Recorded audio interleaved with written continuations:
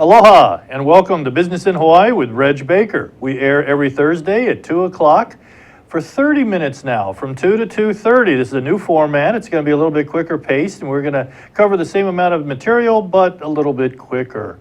And we'll have a 1-minute break at the 15-minute mark.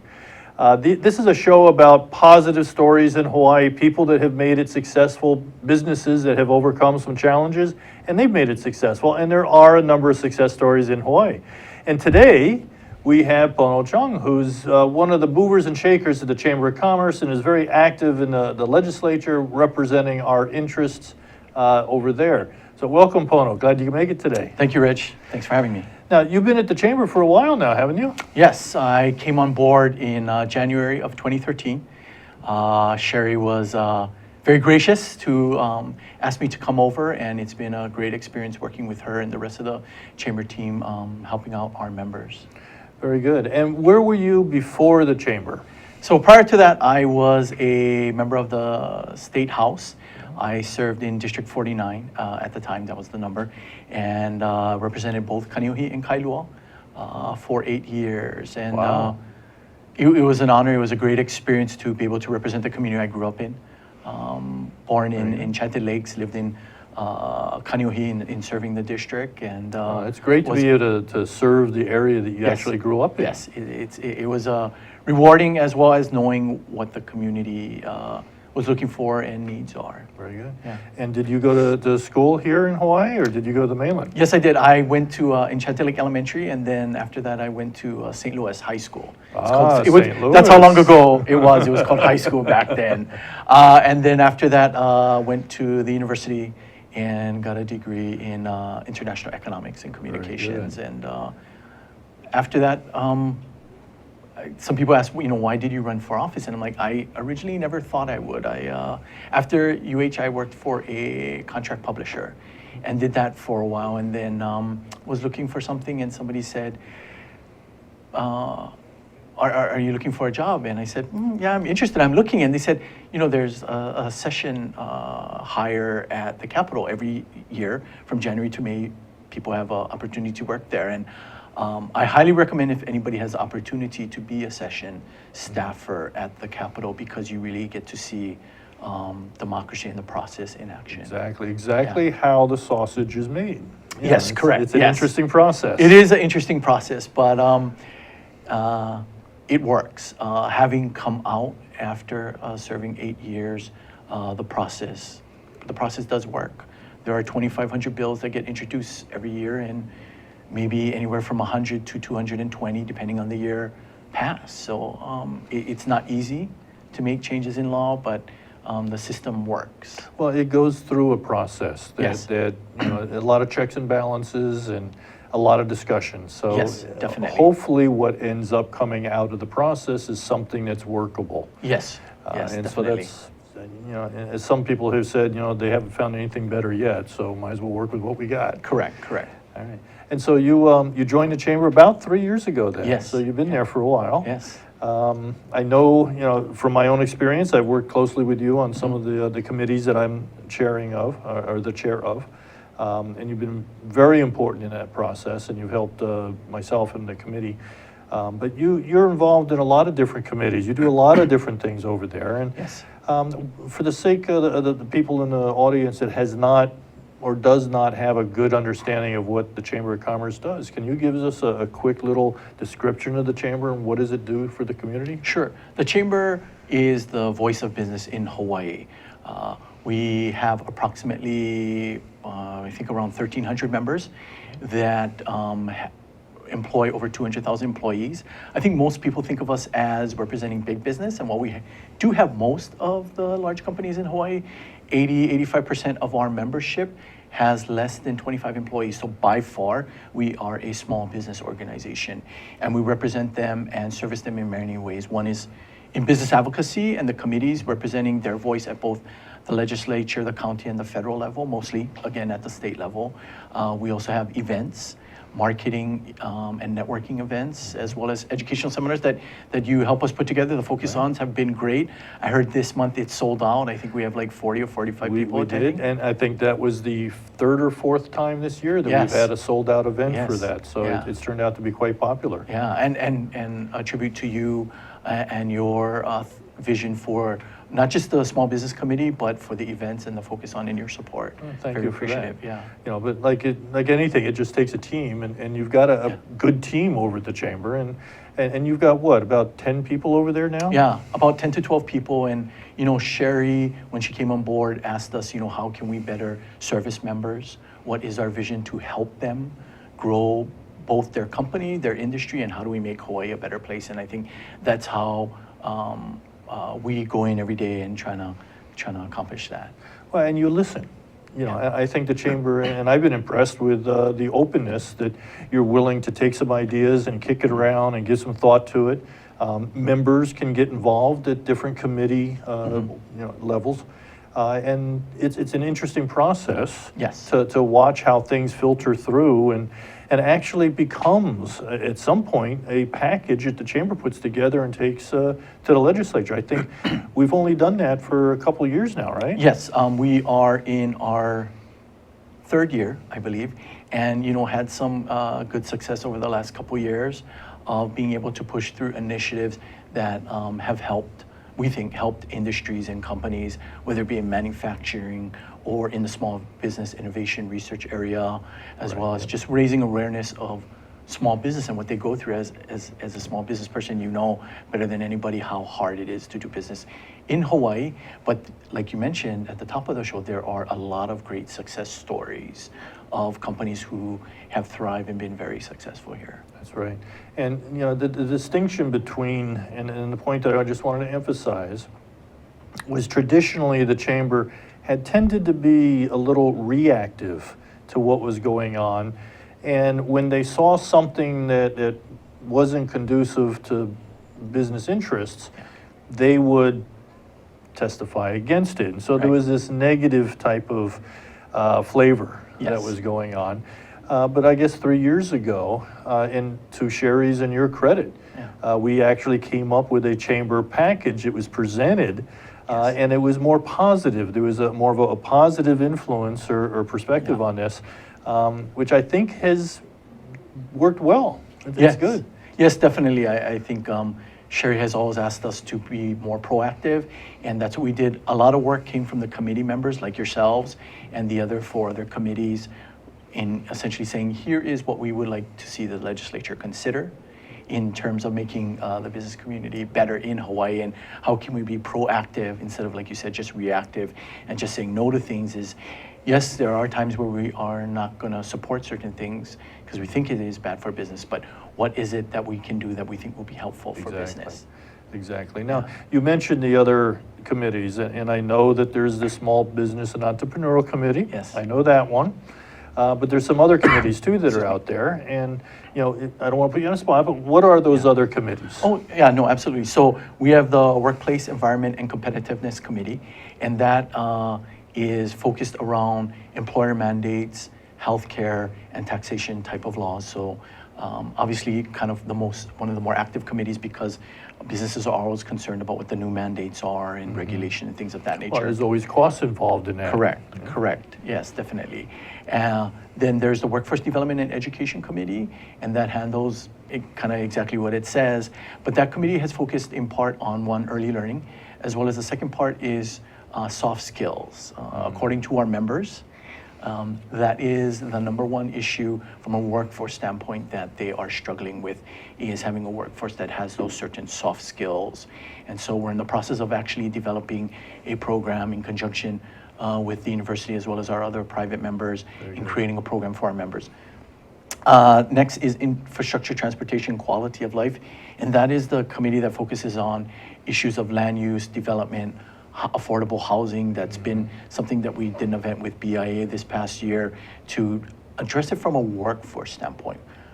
Why are employers having a hard time keeping employees here or recruiting them as we all know, the cost of living here is difficult, and approaching it from that perspective. And then lastly is economic development and innovation, and that's focused on fostering not just a positive economic environment in Hawaii, but what are some of the strategies and some wins that we can get in that area. And with that is our manufacturing initiative that falls under that committee. Which is just a year or two old. I mean, that was, and that's a big one. That's important. Yes. About maybe 2 years ago, we started off with a little event. It was above Nico's Pier 38, excuse me. And Bernie Coleman at the time was our EDI chair and now our manufacturing chair said, you know, I know manufacturing, can we just try and take a look at this industry? We had an event, we didn't know what the turnout was gonna be like. It was not bad. We had about 60 people. And we said, there's clearly an interest in this of helping manufacturers in Hawaii. Why don't we go the next step? And so that we built the initiative.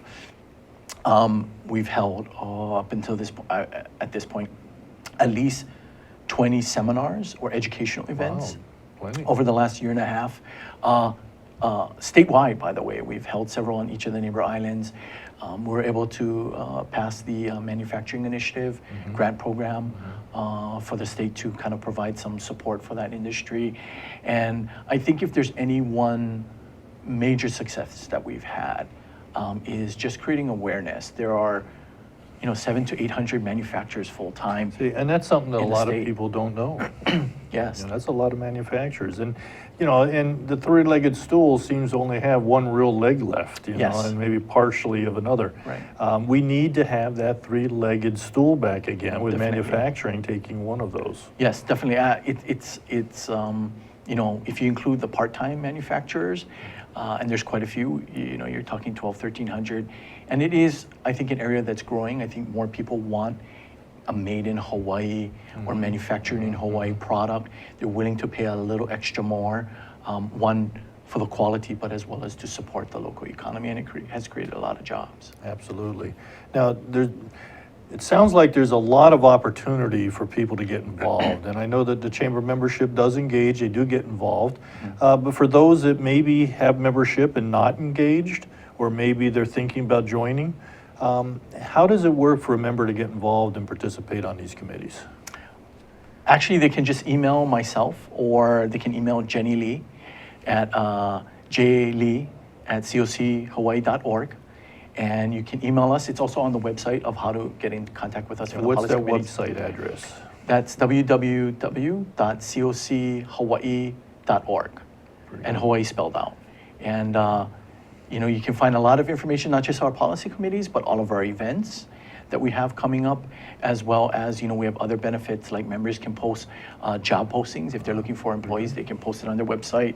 And then also through our Chamber Master software program that you helped us with as well, is promoting their products and services. So there's a whole host of benefits there. We've got a break coming up right Okay. now, but I'm just going to end this session with the website that you mentioned has Yes. got a calendar on it. Yes, That you correct. also mentioned. And that calendar is just packed Yes. with opportunities Definitely. for members to get involved. Yes. And people really need to take advantage of that, Yes. get involved, and that's a heck of a way of networking and getting to know other Yes. members. So let's hold that thought for a second. We're going to be right back in about a minute. Business in Hawaii. We're talking with Pono Chong from the Chamber of Commerce of Hawaii, and we'll be right back. Hi, I'm Chris Leatham here with Think Tech Hawaii, and I invite you to watch my show, The Economy and You, each Wednesday at 3 o'clock here in Hawaii on OC 16. We look forward to seeing you. Aloha. Aloha, I'm Chantal Seville, the host of The Savvy Chick Show. You can watch the show every Wednesday at 11 a.m. Honolulu time and enjoy how to be inspired and empowered. If you're a woman or girl, everyone is welcome, but it's really dedicated to you. And we look forward to seeing you. You can also find us on thinktechhawaii.com. See you soon. Aloha. Aloha, my name is Richard Emery, host of Condo Insider. More than a third of Hawaii's population live in some form of association, and our show is all about educating board members and owners about their responsibilities and obligations and providing solutions for a great association. You can watch me live on Thursdays, 3 p.m. to 4 p.m. each week. Aloha. Welcome back. This is Business in Hawaii with Reg Baker, and we're here talking with Pono Chong of the Chamber of Commerce of Hawaii. There's a lot of different opportunities and different avenues that members of the Chamber of Commerce can get involved and get engaged, and they can make a difference. We've proven that before, and it's going to be proven again in the future. Pono, how can they get involved? I mean, I know that they can go on the website, shoot you an email, but if there's somebody out there that's not a member, can they join the chamber through the website? Yes, or? they can go, there's a join now little button there on the main website, and you can go there. It'll take you to the membership area, and they'll put you in contact. We have Glenn Higa, he's our new VP of membership, and he will get in touch with you right away. Very good. Yeah. And I'm sorry, my memory's fading. What's that website address again? www.cochawaii.org. .org. All right. We just got done with a legislative session. Yes. And I know you pretty much lived over there for a few months, you Yes. and Sherry both. Yes. Yes. And I know some chamber members also went over and got involved and provided some Yeah. testimony. What was going on over there, and what was the chamber doing? Just give us a quick synopsis of that. So, as you had talked about earlier, right, we have some bills that we have our legislative package that we're promoting. So we went around to a lot of the key committee chairs and some of the members who sit in those areas that had legislation, and we talked to them, educating them about our package. So that's first. And then on the other side, we're trying to educate members of, sometimes you hear that bills are gonna come up, issues, and you educate them on, our concerns on behalf of our members, that we have problems with these bills, we understand their intent, but, when the rubber meets the road, these are serious problems for And business. generally, the legislators, the elected officials, are interested to hear this. They Yes. may know a little bit about it, but they Yes. need to know as much as possible in order to make some good decisions. Right, and that's really our job, is to educate them. Most people in the public, as well as legislators, they're not business owners, so they may not understand the complexity or some of the issues, or a change in the HR law may complicate things that you could have never intended. And I think that's our job, is to educate them, and they definitely want to hear from us. They want to hear from our members. Once in a while we'll send out an action alert asking our members, hey, this bill is coming up, it's very bad for business, you need to tell your legislator not to support it. And that has worked. I mean, I think some people are jaded of the process, but it works. When we have our members call, and whether it's via email or make a phone call, we've seen people's perception on the issue, legislators on the issue, change, and understand and be supportive of business. Well, and from my experience, the people that do run for office and get elected, they do have a genuine interest in doing what's right for their community. Absolutely. They just need to get some of that awareness Right. of what the ramifications are of some of Right. the things that they're discussing. Definitely. And it's I guess, totally beneficial, to Yes. the chamber and to the business community Yeah. and to the community in general, Yeah. to get engaged with the process. Yeah, absolutely. I mean, all 76 legislators there are trying their best to do what's best in their mind for the state and their community. And oftentimes, they need people to come to them and explain to them, good or bad, for an organization or an industry, because they may not understand the complexity, And that's our job, is to educate them on that complexity. And it's been a very positive experience. We had a lot of good support this past session and good dialogue with them. Can you share with us some of the successes that you had this year? We had some good successes on the legislative package side. We were able to get some support and funding for the manufacturing grant program that's in its second year, and that helps manufacturing companies in Hawaii with some granting funds for whether it be equipment, energy efficiency, or some couple other things. We were able to get some funds for the Small Business Innovation Research Fund, and there are a lot of Hawaii companies, and we want to get more Hawaii companies to do innovation research, as well as commercialization of products or services. And this is matched by the federal government program. And all of this money and all of these initiatives that are taking place actually ends up creating some jobs for the community. Absolutely. It helps, as you mentioned, helps with that third leg of the stool in diversifying the economy and creating a lot of those high-paying jobs that I think people in Hawaii are looking for. So that was a lot of good success. We were able to stop some bills that we did not feel were good for business. They were well-intended. You know, some of it was increasing taxes to add more funds for education and things of that nature, and where we understand that and you know, support the concept per se of getting resources. We didn't think the tax increase was the way to go, and through, you know, talking to our members and talking to legislators, they understood that, you know, it would have been bad or maybe not so good for the economy moving forward. So there was that bill and some other bills that would have increased regulations or made additional mandates on small business, and those we were able to stop this year, along with other partners. It's not just, we don't want anybody to think we just do this on our own. There are many other business organizations as well as companies who come, and you know, we all work together to try and educate legislators, Right, policymakers. and sometimes I think the chamber fills the role and helps coordinate and kind Yes. of adds to the cooperation, Yes, the collaboration yes, of these definitely. different groups. Yeah. You know, and it does. You know, one voice might make a difference, but a whole lot of voices will make a difference. Definitely, and that's how we try to work together. I would say maybe 5 or 6 years ago, Sherry started what's called the Alliance, and that's made up of, I think, 22 various business and trade organizations, and we do meet on maybe a quarterly basis. We obviously meet a lot more during session. Oh, of course. And talk about what's coming out and where everybody is at and what's some of the things moving through the legislature. Because, you know, like we said, you know, Sherry and I and the staff go through the 2,500 bills, each of them. And so as session progresses, you know, it's good to have, you know, a lot of eyes, you know, 52 eyes looking at things, so to speak, in terms of trying to see what's moving, what's not moving. And, you know, sometimes things pop out that you didn't expect, and you need to mobilize. and Probably be more quick. often than we like to think. Yeah. Depends on the year, but this year wasn't too bad. Yeah, it wasn't too bad. Yeah. Well, and I remember getting a newsletter from Sherry, and I don't remember exactly how much, but there was tens of millions of dollars that the chamber was successful in being able to save the business community Right, and the yeah. community at large. And that's a pretty good number of dollar amount of Yeah, savings. yeah. So I during the unemployment insurance, you know, after the Great Recession and there was a big drawdown on the fund, the chamber did step in and ask for some saving adjustment in the structure, and I think that saved, I forget the numbers, so don't quote me on it. I want to say it's like $15 to $25 million, depending. So clearly a lot of money. This past session, I would say, because the tax bills that were coming out were increases in general excise, which is very huge. broad. Yes. I think us and along with other organizations, you know, helped to kind of save, so to speak.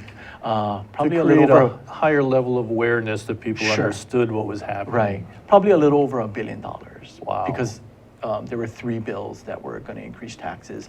2 were duplicative, but its collective effect was probably a little over $1 billion. $1 So billion, that's almost like a down payment on rail.